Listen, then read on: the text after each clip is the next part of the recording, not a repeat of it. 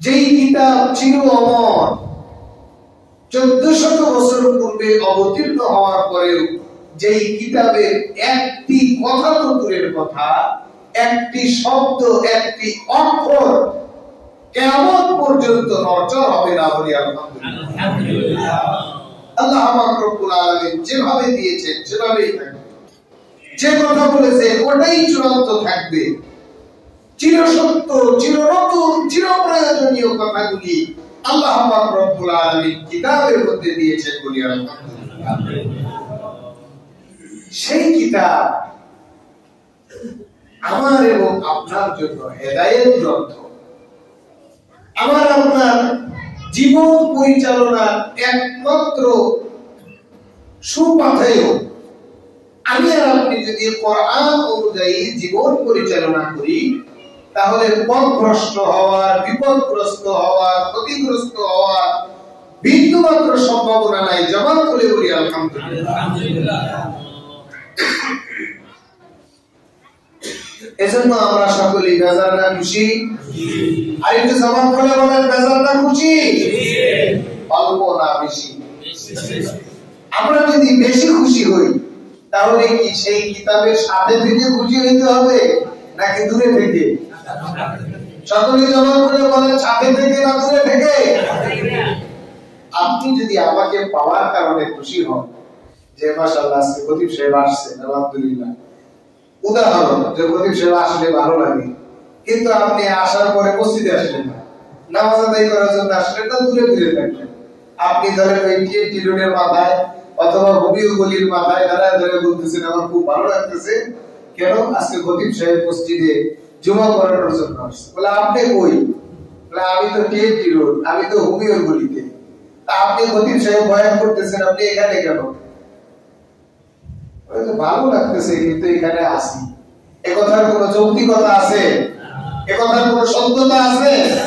এই কথা কি বাস্তব সম্মত কথা? তাহলে আমাদেরকে আল্লাহ পাক রব্বুল আলামিন কিতাব দিলেন আমাদের জীবন সুপথে সঠিকভাবে পরিচালনা করার জন্য। সেই কিতাব পেয়ে আমরা যদি খুশি হই, সেই কিতাবের প্রতি আমরা আস্থাশীল, সেই কিতাবকে আমরা ভালোবাসি, সেই কিতাব শুধুমাত্র আমাদের জীবনে নয়, সমাজে নয়, দেশে নয়, আন্তর্জাতিক পরিমণ্ডল পর্যন্ত এই কিতাবই সুপ্রতিষ্ঠিত হোক, বাস্তবায়িত হোক, এই কামনা আর বাসনা যদি আমার আর আপনার মধ্যে থাকে তাহলে এই কিতাব থেকে দূরে থাকা যাবে? জবাব করে বলেন, দূরে থাকা যাবে? এই কিতাবের কাছে আসতে হবে। কত কাছে আসতে হবে? শুধুমাত্র ঘরের তাকের উপরে কোরআন থাকলে চলবে না। এই কোরআনুল কারীম পবিত্র অবস্থায় হাত দিয়ে ধরতে হবে। জবাব খুলে বলেন ঠিক কিনা? মহব্বত করে চুমু খেতে হবে, বুকের সঙ্গে জড়িয়ে ধরতে হবে। এতটুকু করে করে রেখে দিলে হবে না, এই কিতাবখানা খুলে কিতাবখানা পড়তে হবে এবং কিতাব অনুযায়ী জীবন পরিচালনা করতে হবে। আল্লাহ পাক রব্বুল আলামিন বলেন, ইন্না হাযাল কুরআনা ইয়াহদি লিল্লাতী হিয়া আকওয়াম ওয়া ইউবাশশিরুল মুমিনিনা আল্লাযীনা ইয়া'মালুনাস সালিহাতি আন্না লাহুম আজরুন কাবীরা। আমি যে আয়াতে কারিমা খানা তেলাওয়াত করলাম, আপনারা যদি অর্থ বুঝতেন তাহলে আমার বলতে হতো না সুবহানাল্লাহ বলে, আলহামদুলিল্লাহ বলে, অটোমেটিক্যালি ভিতর থেকে ঝংকার দিয়ে আওয়াজ বের হয়ে যেত আলহামদুলিল্লাহ। আল্লাহ পাক রব্বুল আলামিন বলছেন, নিশ্চয়ই এই কিতাব, ইন্না হাযাল কুরআন ইয়াহদি লিল্লাতী হিয়া আকওয়াম, এটা এমন একটি কিতাব যেই কিতাব মানুষকে সরল সঠিক পথ দেখায়, সঠিক পথে জীবন পরিচালনা করার পাথেয়। তাফসীর তাবারী, তাফসীর কুরতুবী, তাফসীর ইবনে কাসীর সহ একাধিক তাফসীর গ্রন্থ আয়াতে কারিমার আকওয়াম নিয়ে একাধিক ব্যাখ্যা করেছেন। তিনারা বলেছেন আল্লাহ পাক রব্বুল আলামিন বলছেন এই কিতাব মানুষের জীবনকে শুধুমাত্র সুপথেই পরিচালিত করে না, মানুষের জীবন পরিচালনাটাকে সহজ করে দেয়। বলেন আলহামদুলিল্লাহ। স্বাচ্ছন্দ্যময় করে দেয়। আল্লাহ পাক রব্বুল আলামিন একটি শব্দ দিয়েছেন যার একাধিক অর্থ গ্রহণ করা যায়। এই কিতাব ইন্না হাযাল কুরআন ইয়াহদি লিল্লাতী হিয়া আকওয়াম, ইয়াহদি লিল্লাতী হিয়া আকওয়াম। এই কিতাব মানুষের জীবনকে হেদায়েতের পথে পরিচালিত করে, সঠিক পথে পরিচালিত করে, সহজ পথে পরিচালিত করে, স্বাচ্ছন্দ্যময় পরিবেশে পরিচালিত করে। বলেন আলহামদুলিল্লাহ। যার জীবন কোরআন অনুযায়ী পরিচালিত হয়, যিনি কোরআন অনুযায়ী জীবন পরিচালনা করেন, তিনি তো হেদায়েতের উপরে আছেন, ঠিক কিনা বলেন? যিনি হেদায়েতের উপরে আছেন তিনি তো সরল পথে আছেন। যিনি সরল পথে আছেন তিনি তো চিন্তামুক্ত থাকবেন, তিনি তো শান্তিতে থাকবেন। জবান খুলে বলেন ঠিক কিনা? এইজন্য আল্লাহ পাক রব্বুল আলামিন বলছেন এটা এমন একটি কিতাব। আল্লাহ পাক রব্বুল আলামিন আয়াতের শুরুতে হারফে ইন্না দিয়ে শুরু করেছেন, নিশ্চয়তা জ্ঞাপক শব্দ ব্যবহার করেছেন। কোনো ভুল নাই, এই কথার মধ্যে কোনো ভুল নাই। there is no doubt, এখানে কোনো সন্দেহ নাই। আল্লাহ পাক রব্বুল আলামিন বলছেন ইন্না হাযাল কুরআনা ইয়াহদি লিল্লাতী হিয়া আকওয়াম ওয়া ইউবাশশিরুল মুমিনিনা আল্লাযীনা ইয়া'মালুনাস সালিহাতি আন্না লাহুম আজরুন কাবীরা। আল্লাহ পাক রব্বুল আলামিন বলছেন এই কিতাব শুধুমাত্র মানুষের জীবন সঠিকভাবে পরিচালিত করে, সহজভাবে পরিচালনার রাস্তা দেখায়, হেদায়েতের রাস্তা দেখায়। শুধুমাত্র এতটুকুই নয়, বরং আল্লাহ পাক রব্বুল আলামিন এই কিতাবের মধ্যে ঈমানদারদেরকে সুসংবাদ দেয়।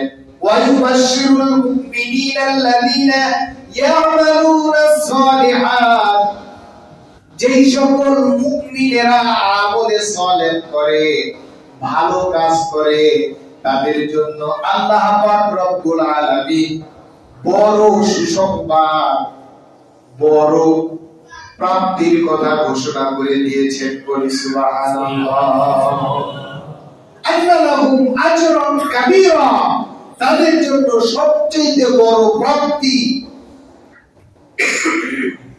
আল্লাহ পাক রব্বুল আলামিন এই কিতাবের মধ্যে সুসংবাদ দিয়েছেন। বলি সুবহানাল্লাহ।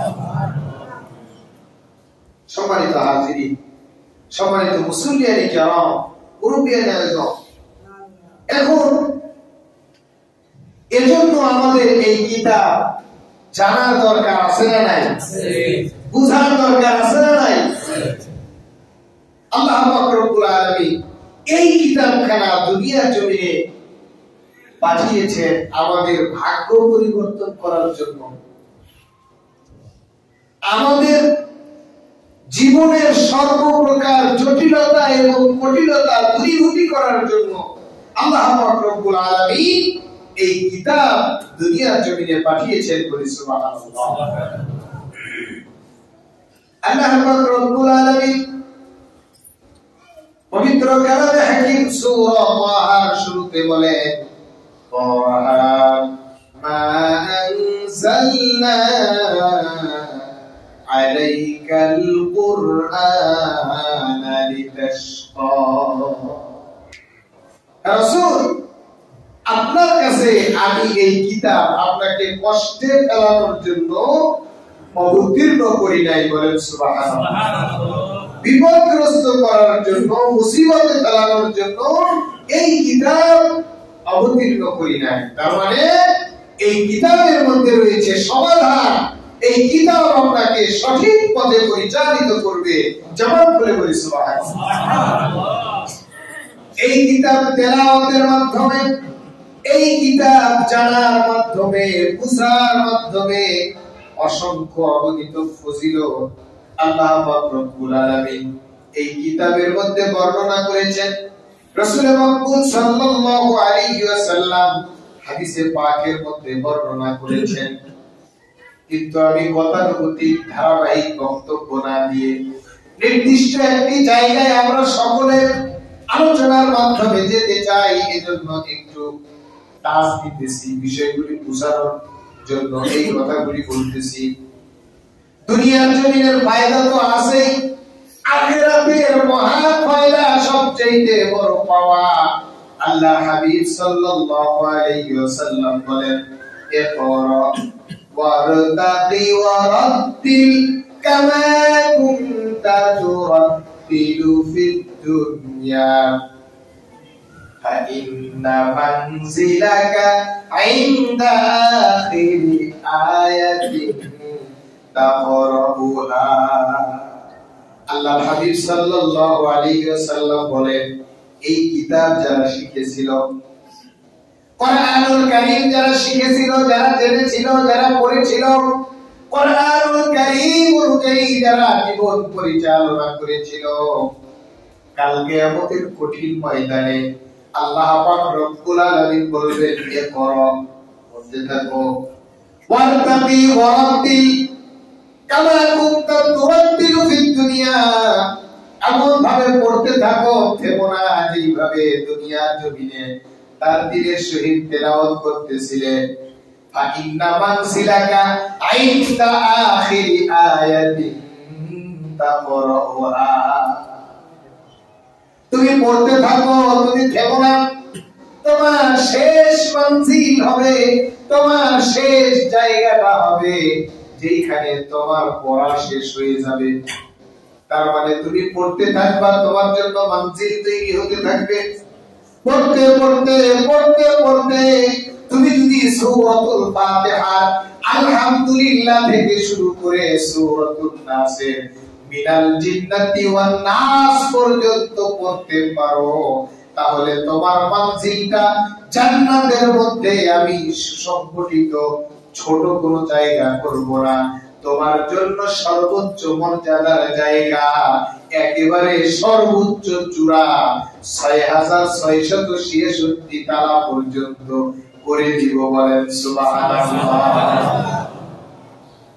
সংখ্যাটা নিয়ে একটু ইশকাল আছে, কারণ কোরআনুল কারীমের আয়াতগুলি, এগুলি আমরা যারা সাধারণ মানুষ কোরআনুল কারীম বেশি তেলাওয়াত করি না, তাদের মধ্যে বললে তাদের বুঝতে একটু কষ্ট হবে। কোরআনুল কারীমের আয়াত সংখ্যা, মানে এক একজন মুফাসসির আয়াতকে এক এক ভাবে গ্রহণ করেছেন, এজন্য সংখ্যা একটু গরমিল হয়েছে। কিন্তু কোরআনুল কারীমের আয়াত যত আল্লাহ পাক রব্বুল আলামিন নির্ধারণ করেছেন, অধিকাংশ মুফাসসিরিনে কেরামের মতামত হচ্ছে ৬২৩৬, আবার কেউ কেউ বলেছেন ৬৬৬৬। তো এই সর্বোচ্চ স্থান পর্যন্ত আল্লাহ পাক রব্বুল আলামিন যেই ব্যক্তি পড়তে থাকবে তাকে সেই মঞ্জিল পর্যন্ত নিয়ে যাবে। জবান খুলে বলি সুবহানাল্লাহ। সম্মানিত মুসলিয়ানে কেরাম, আমার প্রিয় মুসলমান ভাইরা, দুনিয়ার জমিনে আমরা থাকবো কয়দিন? আমি আর আপনি দুনিয়ার জমিনে কয়দিন থাকবো কোনো গ্যারান্টি আছে? হতে পারে আসরের সময় শুনবে খতিব সাহেব নাই, অথবা খতিব সাহেব শুনতে পারে একজন মহাব্বতের মুসল্লি তিনি নাই, খোঁজ হয়ে গিয়েছে। সময়কে নির্ধারিত করে আল্লাহ পাক রব্বুল আলামিন আমাদেরকে দুনিয়ার জমিনে পাঠিয়েছে, কিন্তু সেই নির্ধারিত সময় আমরা কেউ জানি না। বলে যে তার ফেরার সম্ভাবনা নাই, খুব জটিল অবস্থা, মারা যাবে। কিন্তু 2 দিন পরে এসে সুস্থ মানুষ ঘুরতেছে, কি হয়েছে? বলে যে আল্লাহ সুস্থ করে দিয়েছে, বলেন আলহামদুলিল্লাহ। আবার একেবারে সুস্থ মানুষ ঘুরতেছে, হঠাৎ করে পড়ে গেছে নাই, কি হয়েছে? যে কোনো একটা উসলতে দুনিয়ার জমিন থেকে বিদায় নিয়ে চলে গিয়েছে। এই দুনিয়াটা আল্লাহ পাক রব্বুল আলামিন আমাদের জন্য আখিরাতের শস্যক্ষেত্র হিসেবে নির্বাচিত করেছেন। দুনিয়ার জমিনে আমল করতে হবে, আমল। আল্লাহ পাক রব্বুল আলামিনকে সন্তুষ্ট করার মতো আমল যদি আমি আর আপনি না করি, আল্লাহ পাক রব্বুল আলামিনের দরবারে আমাদের কোনো মূল্য থাকবে না। আমাদের বাড়িতে আমরা মোবাইল ব্যবহার করি, ঘড়ি ব্যবহার করি, জামা কাপড় ব্যবহার করি, যখন এটা কোনো কাজে লাগে না, নষ্ট হয়ে যায়, এটাকে আমরা কি করি? ফেলে দেই, ডাস্টবিনে নিক্ষেপ করি, কি বলেন, তাই না? আল্লাহ পাক রব্বুল আলামিন মানুষ বানিয়েছেন প্রয়োজনে, দরকারে, ইবাদত বন্দেগী করার জন্য। কোন মানুষ যদি ইবাদত বন্দেগী করে দামি হতে না পারে, তার মূল্য যদি সে না বাড়াইতে পারে, কত মূল্য দিয়ে, কত মর্যাদা দিয়ে, কত সম্মান দিয়ে, কত ইজ্জত দিয়ে আল্লাহ পাক রব্বুল আলামিন দুনিয়া জমিনে পাঠালেন, সমস্ত ইজ্জত সম্মান ধুলোয় দূষিত করে আল্লাহ পাক রব্বুল আলামিনকে অসন্তুষ্ট করে একজন মানুষ, মূল্যবান মানুষ যদি মূল্যহীন হয়ে যায়, ওই ব্যক্তিকে আল্লাহ পাক রব্বুল আলামিন কি করবেন? ডাস্টবিনে নিক্ষেপ করবেন। জবান খুলে বলেন নাউযুবিল্লাহ। আল্লাহ পাক রব্বুল আলামিনের ডাস্টবিন হচ্ছে জাহান্নাম। যখন নিজেদের মূল্যায়ন নিজেরা করতে পারলাম না, নিজেরা নিজেদেরকে মূল্যহীন করে দিলাম, ওই ব্যক্তিকে আল্লাহ পাক রব্বুল আলামিনের ডাস্টবিন জাহান্নামে নিক্ষেপ করবেন। বলেন নাউযুবিল্লাহ। দুনিয়াতে চেষ্টা ফিকির করে, হালাল হারাম চিন্তা না করে, একেবারে খুব খামসা খামসি করে এমন ভাবে দুনিয়া কামাইয়ের জন্য চেষ্টা করলাম, মাত্র কিছুদিনের জন্য। যদি সর্বোচ্চ বাঁচে একজন মানুষ 60 বছরের পরে, বাঁচা চাইতে না বাঁচা ভালো হয়ে যায়, ঠিক কিনা বলেন? বলেছে কোমরে ব্যথা, এরপরে হাঁটুতে ব্যথা, ঠিক মতো খাইতে পারে না, দাঁত নাই হয়ে গেছে, চোখে ঠিক মতো দেখে না, মানে দুনিয়ার যে একটা স্বাদ আস্বাদন সে করবে, এগুলি সব একেবারে নিস্তেজ হয়ে যায়, নষ্ট হয়ে যায়, ঠিক কিনা বলেন? 60 থেকে 65 বছরের একজন মানুষ, যার দাঁতগুলি একটু নড়বড়ে হয়ে গেছে, তাকে যদি শক্ত পেয়ারা খাইতে দেওয়া হয়, কি বলে, তার কাছে ভালো লাগবে? দাঁতগুলি একটু নড়বড় খাইতে দিছে পেয়ারা, বলে যে আর কোনো ফল পাইল না, চোখে আঙুর ফল পড়ে নাই, কমলা পড়ে নাই, যে একটু চিক দিলে রস বের হয়, মুখের ভিতরে যায়, আমার কিছু পেয়ারা, আমার সাথে ঠাট্টা মস্করি করে। পাশে বসে একজন যুবক যদি গরুর হাড় চাবায়, ওই চাবাবে না, কেন, কি হয়েছে, খুব ভালো লাগতেছে তো, বলে শক্ত জিনিস চাবাইলে দাঁত নষ্ট হয়ে যায়। আসলে শক্ত জিনিস চাবাইলে দাঁত নষ্ট হয় না, উনিও তো এক সময় চাবাইছে, ওই স্বাদটা তো এখন আর নিতে পারে না। এজন্য কি বলে, হাড় চাবাইও না, দাঁত নষ্ট হয়ে যাবে। হাড় না চাবাইলে হাড়ের স্বাদ পাওয়া যাবে, হাড়ের ভিতরে একটা স্বাদ আছে না নাই? কিন্তু বয়স বেশি হওয়ার কারণে, সময় গড়িয়ে যাওয়ার কারণে এই স্বাদ গ্রহণ করার সুযোগ পায় না। আছে তো, ইচ্ছা করলে সেও একটা হাড়ে কামড় দিতে পারে, কিন্তু শক্তি নাই, ফুরিয়ে গেছে। এটাই হচ্ছে দুনিয়া। দুনিয়া ক্ষণস্থায়ী। দুনিয়াটাকে আল্লাহর হাবিব সাল্লাল্লাহু আলাইহি ওয়াসাল্লাম আখিরাতের মাসরাহা বলেছেন।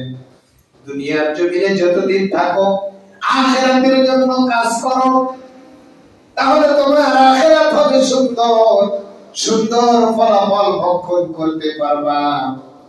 আর যদি দুনিয়াটাকে নিছক দুনিয়াই মনে করো, তাহলে জাহান্নামের লাকড়ি হয়ে দুনিয়ার জমিন থেকে বিদায় নেওয়া লাগবে, বলেন নাউজুবিল্লাহ। সম্মানিত হাজিরিন, সম্মানিত মুসল্লিয়ানে কেরাম, ভালো করে বুঝেন, আমি কিন্তু গতানুগতিক ওয়াজ আমাকে খুব ভালো বয়ানকারী বলে এরকম কোন চিন্তা ফিকির থেকে কিন্তু আলোচনা করতেছি না। আমি বুঝানোর জন্য, নির্দিষ্ট লক্ষ্যে যাওয়ার জন্য এই কথাগুলি বলছি। তাহলে কোরআনুল কারীম একমাত্র কিতাব, যেই কিতাব দিয়ে আমাদেরকে আল্লাহ পাক রব্বুল আলামিন ধন্য করেছেন, বলি আলহামদুলিল্লাহ। আমরা বাংলা পড়া শিখেছি, পত্রপত্রিকা পড়ি, বিভিন্ন বই পুস্তক পড়ি, গল্প পড়ি, উপন্যাস পড়ি। যুবকদের কাছে উপন্যাস খুব প্রিয়।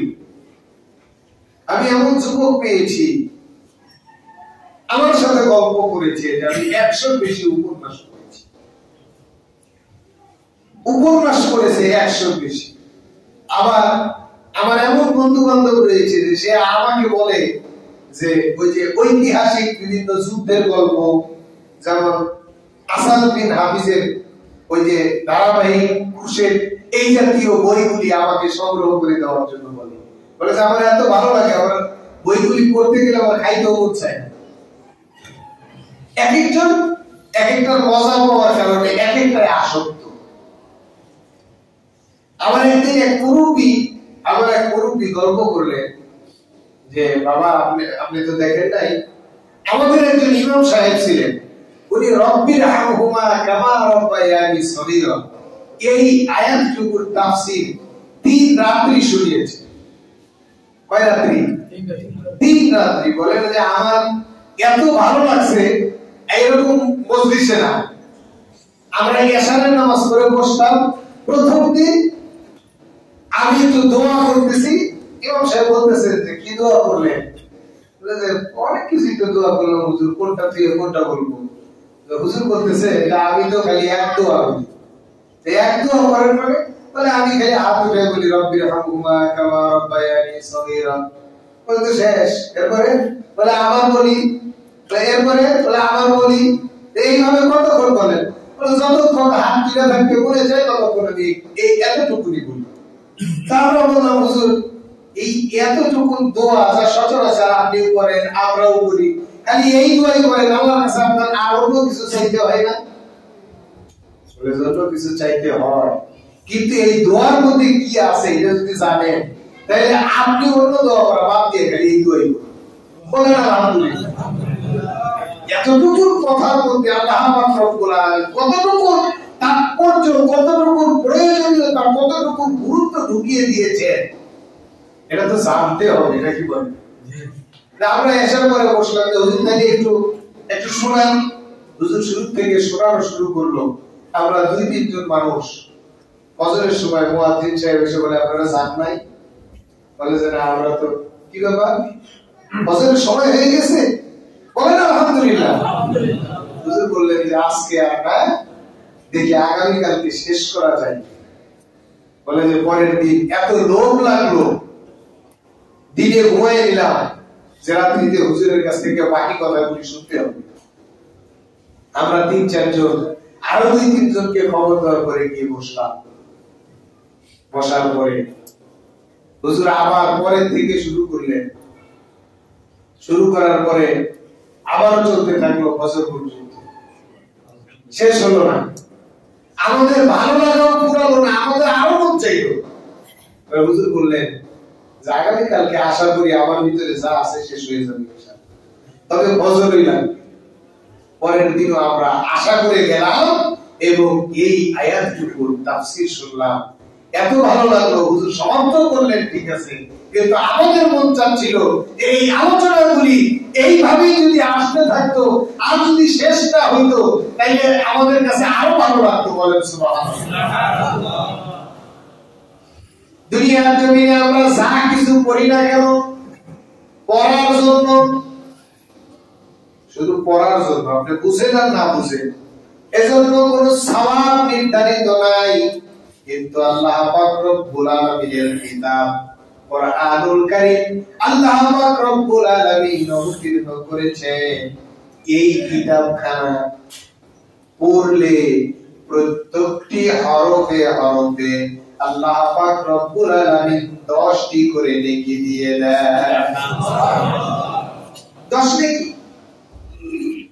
আল্লাহর হাবিব সাল্লাল্লাহু আলাইহি ওয়াসাল্লাম বলেন, মান ক্বারা হারফান মিন কিতাবিল্লাহি ফালাহু হাসানা ওয়াল হাসানাতু বিআশরি আমসালিহা। যেই ব্যক্তি আল্লাহ পাক রব্বুল আলামিনের কিতাব পড়ে, প্রত্যেকটি অক্ষরের বিনিময়ে আল্লাহ পাক রব্বুল আলামিন 10টি করে নেকি দিয়ে দেয়। লা আকুলু আলিফ লাম মিম হারফ বাল আকুলু আলিফ হারফ লাম হারফ মিম হারফ। বলেন সুবহানাল্লাহ। আল্লাহর হাবিব সাল্লাল্লাহু আলাইহি ওয়াসাল্লাম আমাদের সংশয় দূর করার জন্য, আমাদের সন্দেহ দূর করার জন্য ব্যাখ্যা করে বিশ্লেষণ করে বুঝাই দিলেন। আলিফ লাম মিম কোরআনুল কারীমের একটা আয়াত, ঠিক কি না বলেন? সূরা বাকারা সহ একাধিক সূরার শুরুতে আল্লাহ পাক রব্বুল আলামিন আলিফ লাম মিম ব্যবহার করেছেন। আল্লাহর হাবিব সাল্লাল্লাহু আলাইহি ওয়াসাল্লাম বলেন, আলিফ লাম মিম তিনটা মিলে 10 সওয়াব। এই কথা আমি বলি না, বরং আলিফ বলার কারণে 10 সওয়াব, লাম বলার কারণে 10 সওয়াব এবং মিম বলার কারণে 10 সওয়াব। এইভাবে প্রত্যেকটি অক্ষরে অক্ষরে 10টি করে নেকি। বলেন আলহামদুলিল্লাহ। অন্য কোন ভাষা, অন্য কোন তন্ত্র মন্ত্র, অন্য কোন প্রয়োজনীয় গ্রন্থ এইভাবে পড়ার কারণে এক একটি হরফের বিনিময়ে 10টি করে নেকি দেওয়া হবে, এই কথা বর্ণনা করা হয় না। কোরআনুল কারীমের ক্ষেত্রে এইভাবে বর্ণনা করা হয়েছে। তাহলে এই কোরআনুল কারীমের কাছে থাকবো না দূরে থাকবো? শুধু দেখবো না পড়বো? যদি পড়ি, আল্লাহর হাবিব সাল্লাল্লাহু আলাইহি ওয়াসাল্লাম বলেন, খায়রুকুম মান তাআল্লামাল কুরআনা ওয়া আল্লামা। তোমাদের মধ্যে সর্বোত্তম ওই ব্যক্তি যিনি কোরআনুল কারীম শিক্ষা দেন এবং শিক্ষা গ্রহণ করেন। বলেন আলহামদুলিল্লাহ। সম্মানিত হাজিরিন, আমরা কিন্তু এই আলোচনাগুলি গতানুগতিকভাবে শুনি, ধারাবাহিকভাবে শুনি, বিভিন্ন জায়গায় শুনি, কিন্তু শোনার পরে আমরা কেউ আমল করতে চাই না। ঠিক কিনা বলেন? আছে না নাই? যতই বলুক, হুজুর যত আলোচনাই করুক, ঠিক আছে পড়বো, ধরবো, করবো, কিন্তু সময় হয় না। আমরা সবাই কি ব্যস্ত, সময় হয় না। আপনি দুনিয়ার জমিনে শত ব্যস্ত থেকে শত সহস্র চেষ্টা ফিকির করে বড়জোর 2 কাঠা জায়গা করতে পারছেন, আর একটা বাড়ি করতে পারছেন। এরপরে এর মধ্যে কত ভেজাল করা লাগছে একমাত্র আল্লাহ মাবুদই জানে। ঠিক না বলেন? সারা জীবন খামসি কইরা জীবনের শেষ মুহূর্তে গিয়ে একজন মানুষ তার মোটামুটি মনের মধ্যে একটা বাড়ি করতে পারে। কোন সময় গিয়ে? জীবনের শেষ সময়ে, যখন ছেলে মেয়ে বড় হয়ে যায়, স্বপ্ন লালন করে যুবক বয়স থেকে আমার একটা বাড়ি হবে, একটা গাড়ি হবে, কিন্তু এটা হইতে হইতে বয়স হয়ে যায় 60 বছর, 70 বছর। এবার ছেলে মেয়ে যারা থাকে ওরা বলে, বাবা এই একটা বাড়ি করবো, এটা একটা গাড়ি করবো, এটা আমাদের কাছে পছন্দ হয় না, এটা ভাঙতে হবে। আমি আমার জীবনে এরকম অনেক দেখেছি, সন্তানেরা বাড়ি ভাঙে আর বাবা বাড়ির সঙ্গে বসে বসে কাঁদে, বলেছে আমার এসি রুমটা, আমার এত সুন্দর রুমটা তুই ভেঙে ফেলতেছস, আল্লাহ তোর উপরে গজব ফলাইব। সরকারে বলেছে না আব্বা, এসিতে সুন্দর করে আপনাকে আরেকটা ঘর বানাই দেব। আপনার এই ঘরের মধ্যে বেসিক সেট করা যেতেছে না, আপনার একটা মাটির ঘর, তো দূর তোর বেসিক বুসিক কি কয়, আমার মাটির ঘরে যে শান্তি, তোর এসির ঘরে শান্তি হইব? আমি নিজে চোখে দেখেছি। বেসিক লাগাই দিবে, কমোড, হাই কমোড, টয়লেট করে দিবে, বাবা এটা বুঝতেছে না। বাবা বলতেছে আমি এত সুন্দর করে ঘরটা করছিলাম, কত মেধা কত শ্রম আমার এই ঘরের পিছনে গেছে, আর তুমি আমার এই শান্তির ঘর ভেঙে ফেলতেছো, তোমার উপরে আল্লাহর গজব। আমরা দুনিয়াতে যা কিছু করে যাব এগুলি আমরা থাকতে হয়তো আউট হয়ে যাবো, কি করছে দরকার নাই, কাছে ভালো করে করি। যত ভালো করে এই দুনিয়ার জমিনে করি না কেন, জান্নাতের চাইতে ভালো করে কোনো কিছু নির্মাণ করা ক্ষমতা দুনিয়ার মানুষের নাই। একটু জবান খুলে বলেন আলহামদুলিল্লাহ। যত ভালো করেই করি, যত ভালোই করি, হালালের উপরে থেকে যতটুকু সম্ভব ততটুকু করি, আর আখিরাতকে গুছাই। জবান খুলে বলেন ঠিক কিনা? আমার জীবনে যা হওয়ার হয়ে গেছে, পাস্ট ইজ পাস্ট, যেটা অতীত হয়ে গিয়েছে ওটা নিয়ে চিন্তা করে সফল হওয়া যাবে না। এখন থেকে চিন্তা করতে হবে আমি আমার নিজেকে যেইভাবে কোরআনের সঙ্গে রাখবো, আমার অধীনস্থদেরকেও একইভাবে কোরআনের সঙ্গে রাখা লাগবে। একটু জবান খুলে বলেন ঠিক কিনা?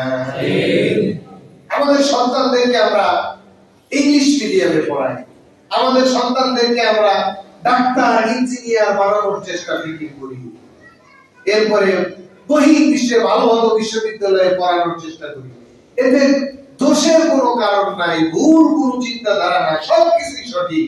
কিন্তু ভুল হচ্ছে সেটা যে আমার সন্তানকে সর্বপ্রথম আমি কোরআন শিখাইতে পারি না।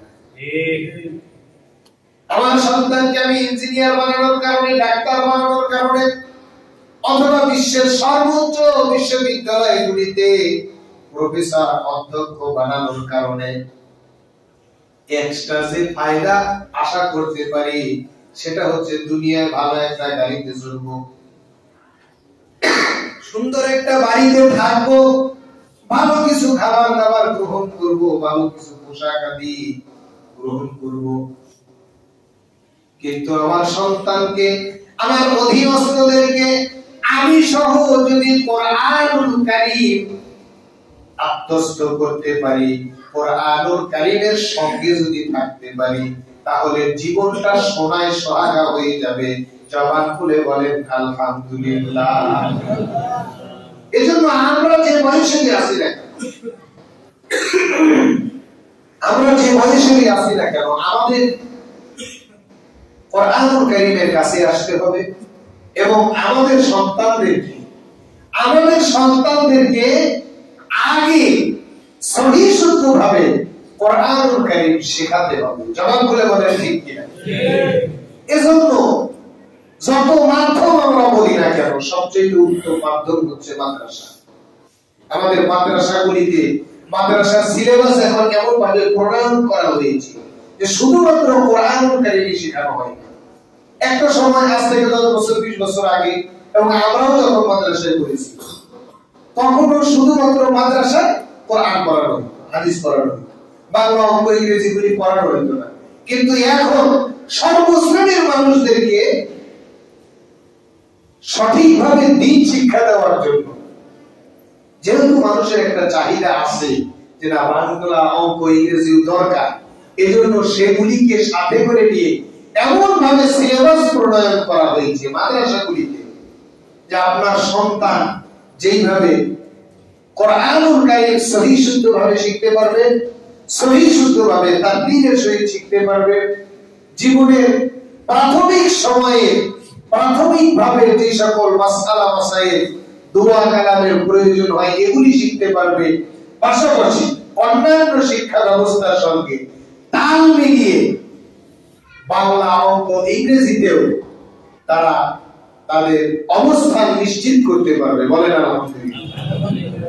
আপনি প্রাইভেট কোরআন তেলাওয়াত শেখানোর জন্য প্রাইভেট একটা মাধ্যম অথবা অন্যান্য বিভিন্ন মাধ্যম আছে, এই মাধ্যমগুলির চেয়ে সবচেয়ে উত্তম হচ্ছে, আমার পরামর্শ হচ্ছে, আপনার সন্তানকে দুনিয়া এবং আখিরাতে সফল করার জন্য সঠিক পরামর্শ হচ্ছে আপনার সন্তানকে আপনি সর্বপ্রথম মাদ্রাসায় ভর্তি করান এবং সে মাদ্রাসা থেকে প্রাথমিক শিক্ষা যদি গ্রহণ করতে পারে, আপনি আল্লাহর দরবারে তাকে দ্বীন শেখানোর ক্ষেত্রে আপনার আর কোনো জবাবদিহিতা করা লাগবে না। বলেন আলহামদুলিল্লাহ।